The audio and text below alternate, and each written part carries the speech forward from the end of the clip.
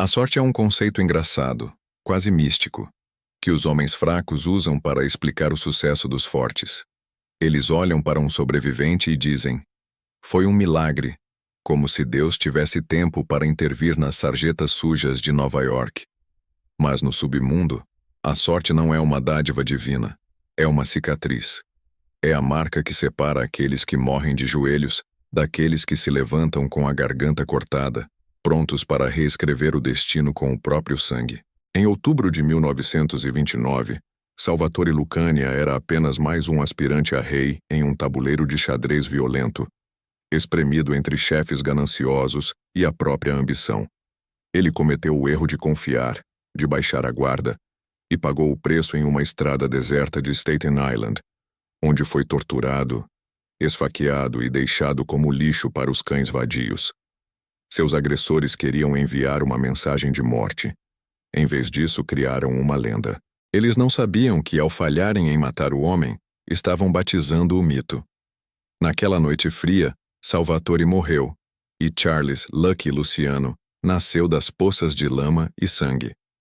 Mas a verdadeira história não é sobre como ele sobreviveu ao impossível. É sobre o que ele fez depois. Ele não correu. Ele não se escondeu. Ele voltou para a cidade que tentou engoli-lo e deixou claro que a dívida de sua vida seria cobrada com juros compostos, pagos em chumbo e silêncio. Esta é a crônica visceral de como o homem mais perigoso da América ganhou seu nome, provando que a imortalidade começa no momento em que você decide que morrer é um luxo que você não pode pagar. A cidade de Nova York, em 1929, era um barril de pólvora esperando por uma faísca. A lei seca tinha transformado criminosos de rua em milionários, mas a velha guarda, os Mustache Pitches, ainda controlava o fluxo de poder com uma mentalidade feudal. Salvatore Lucania, jovem, astuto e impaciente, estava no centro desse turbilhão. Ele navegava perigosamente entre as facções rivais de Joey Masseria e Salvatore Maranzano, jogando um jogo duplo que exigia nervos de aço. Mas até o aço pode ser dobrado se você aplicar calor suficiente. Na noite de 17 de outubro, o calor veio na forma de um convite que parecia rotineiro. Uma reunião no centro, uma conversa sobre carregamentos de licor. Salvatore entrou em um sedã preto na esquina da 50th Street com a 6th Avenue, esperando encontrar associados. O que ele encontrou foi o cano frio de uma pistola pressionado contra suas costelas e 3 homens com rostos que prometiam apenas dor. A viagem para Staten Island foi uma eternidade comprimida em horas de agonia. Não houve conversa, apenas a brutalidade metódica de profissionais que tinham um trabalho a fazer. Eles não queriam apenas matá-lo, eles queriam quebrá-lo. Queriam saber onde estava o esconderijo das drogas, onde estava o dinheiro, quem eram seus aliados secretos. Salvatore manteve a boca fechada, não por heroísmo, mas por um instinto primitivo de preservação. Ele sabia que, no momento em que falasse, sua utilidade acabaria e a bala final viria. Então ele aguentou. Ele aguentou os socos que quebraram seus dentes, as coronhadas que fraturaram suas costelas e os cortes de navalha que desenharam um mapa de sofrimento em seu rosto.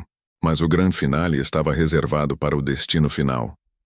Uma praia deserta e suja, longe das luzes da cidade, onde o som das ondas abafaria qualquer grito. Eles o arrastaram para fora do carro como um saco de batatas. Salvatore estava semi-inconsciente, sua visão embaçada pelo sangue que escorria de um corte profundo na testa. Ele sentiu o chão frio e úmido sob seu rosto. Um dos homens o segurou pelos cabelos, puxando sua cabeça para trás, expondo o pescoço vulnerável. A lâmina não foi usada com a precisão de um cirurgião, mas com a crueldade de um açougueiro. O corte foi profundo, rasgando a pele e os músculos da garganta, errando a artéria jugular por milímetros, uma fração de espaço que define a diferença entre um cadáver e uma lenda. Eles o deixaram ali engasgando no próprio sangue, certos de que a natureza terminaria o serviço. Antes de partirem como um último insulto, chutaram seu corpo inerte e riram. Para eles, Salvatore Lucania era história antiga. O silêncio da noite foi quebrado apenas pelo som do motor do carro se afastando. Salvatore estava sozinho na escuridão, com o frio penetrando em seus ossos e a vida vazando de seu pescoço. A dor era uma entidade viva gritando em cada nervo. A maioria dos homens teria fechado os olhos e aceitado o fim. Seria mais fácil. Seria o alívio final.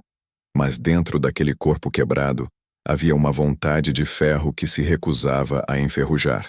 Ele pensou em Meyer Lansky, seu amigo e parceiro, e nos planos que tinham feito para dominar a cidade. Ele pensou na humilhação de morrer como um ninguém em uma praia suja. A raiva começou a queimar mais forte do que a dor. Ele usou essa raiva como combustível. Com um esforço sobre-humano, ele pressionou a mão contra o ferimento aberto no pescoço. Ele se arrastou. Centímetro por centímetro, ele lutou contra a gravidade e a morte, arrastando-se até a estrada principal. Um policial patrulhando a área viu o que parecia ser um animal atropelado na beira da estrada. Ao se aproximar com a lanterna, recuou horrorizado. O homem estava coberto de sangue, o rosto desfigurado, a garganta aberta. Mas os olhos estavam abertos e focados, brilhando com uma intensidade aterrorizante. Salvatore foi levado às pressas para o hospital, onde os médicos olharam para seus ferimentos e balançaram a cabeça. Ninguém sobrevive a isso, sussurrou uma enfermeira. Ele deveria estar morto há horas. Mas Salvatore não morreu. Ele passou por cirurgias, recebeu transfusões e, contra todas as probabilidades médicas e lógicas, começou a se recuperar. Foi no hospital, envolto em bandagens, que a transformação aconteceu. A polícia veio interrogá-lo. O detetive de homicídios, acostumado a ver vítimas de passeios da máfia apenas no necrotério, estava incrédulo. Quem fez isso com você, Sal? Dê-nos um nome. Eles tentaram te degolar. Salvatore, com a voz reduzida a um sussurro rouco e doloroso devido aos danos na garganta, olhou para o detetive e pronunciou as palavras que selariam sua reputação de homem de honra definitivo. Eu não sei. Eu não vi ninguém. Talvez eu tenha tropeçado. A omertá. O código de silêncio. Mesmo depois de ser massacrado, ele se recusou a cooperar com a lei. Ele sabia que a justiça policial era lenta e falha. A justiça que ele buscava seria pessoal. A notícia de que Lucania sobreviveu correu pelo submundo como um choque elétrico. Seus inimigos, que já estavam dividindo seus territórios e celebrando sua morte, sentiram um calafrio na espinha. Sobreviver a um passeio era inédito. Era algo que desafiava as leis da natureza. Começaram a chamá-lo de Lucky, o sortudo. Charles gostou do nome. Ele o adotou, não porque acreditasse na sorte, mas porque sabia que o nome aterrorizava seus adversários.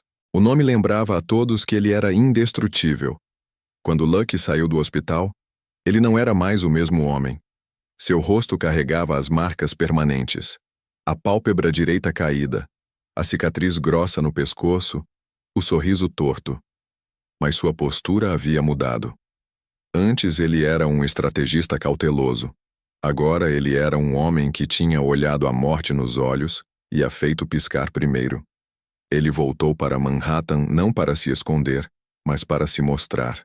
Ele caminhou pelos clubes, pelos restaurantes, pelas docas. Ele queria que todos vissem suas cicatrizes. Ele queria que vissem o fantasma que voltou. A cobrança dos juros começou silenciosamente. Lucky sabia que o ataque tinha sido orquestrado por Maranzano ou Masseria, provavelmente como um teste de lealdade ou uma eliminação preventiva.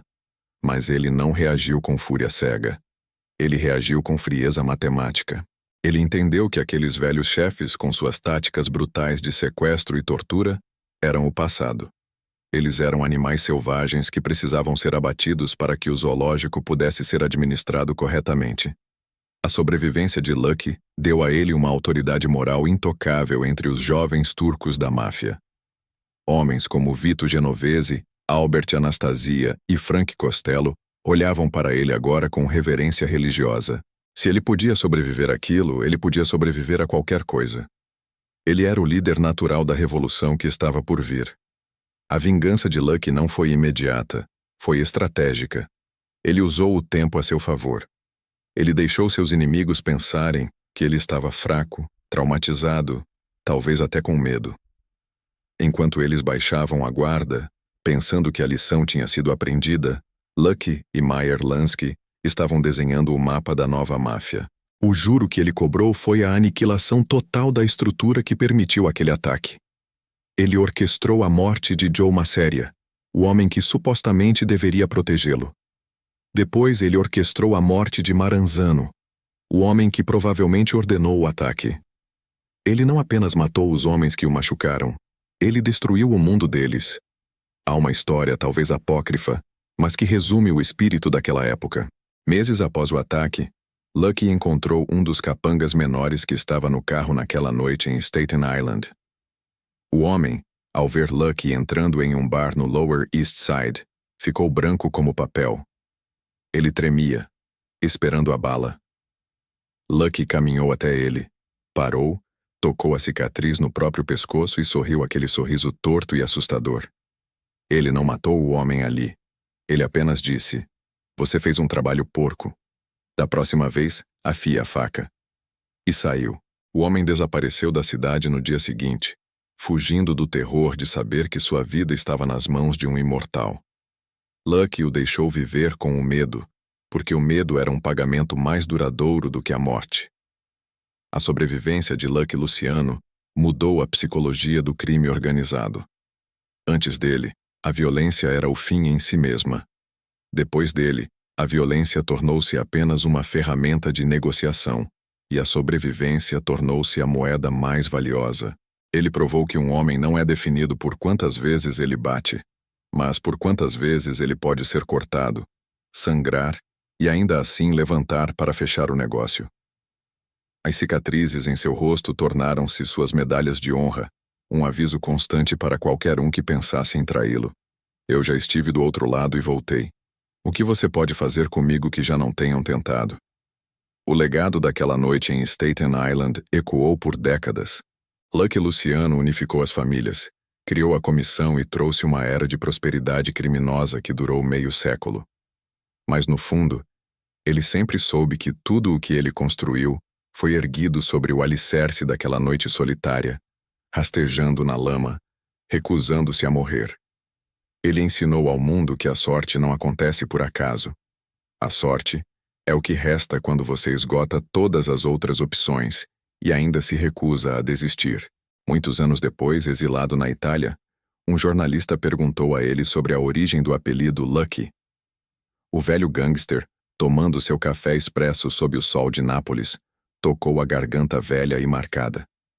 Ele não falou sobre dinheiro, nem sobre mulheres, nem sobre poder. Ele disse: "Lucky não é quem ganha na loteria. Lucky é quem sai do inferno com o terno chamuscado, mas com a carteira cheia." Aquela noite de 1929 foi o batismo de fogo que forjou o aço da máfia moderna.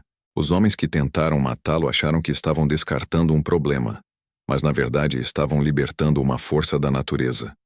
Eles cortaram a garganta de um soldado e, ao fazerem isso, deram voz a um general. E quando Lucky voltou para cobrar os juros, ele não aceitou dinheiro. Ele aceitou a alma de Nova York. A lição final de Charles Luciano é clara e aterrorizante. Se você vai tentar matar o diabo, é melhor não errar, porque se ele sobreviver, ele não vai apenas te levar para o inferno. Ele vai trazer o inferno até você e te cobrar aluguel por morar lá. E assim, a lenda permanece. Escrita não em tinta, mas na cicatriz irregular de um pescoço que se recusou a se curvar diante da morte.